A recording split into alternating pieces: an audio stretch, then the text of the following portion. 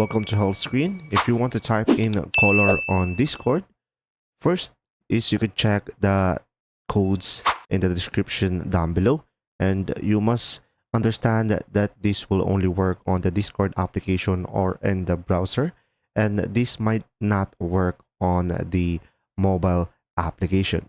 Now, in order for you to type it in, you would just simply tap this keyboard icon over here, and after that, for example, I have blue, which is blue is fixed at enter. And now I'm gonna go for blue here. As you can see, it is currently blue. And now in order for you to close it, you would just simply provide the text again. And after that, you should be able to enter. And from here, you will have the blue text.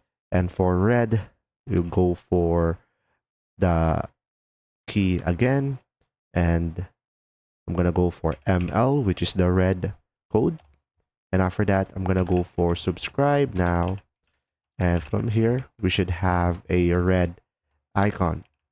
So guys, from here, in order for you to close it, enter and provide the text again and enter. And from here, you should be able to have the color. So guys, I have multiple colors down below in the description, so make sure to check them out. And if this video helped you, please subscribe and like the video. Thanks for watching.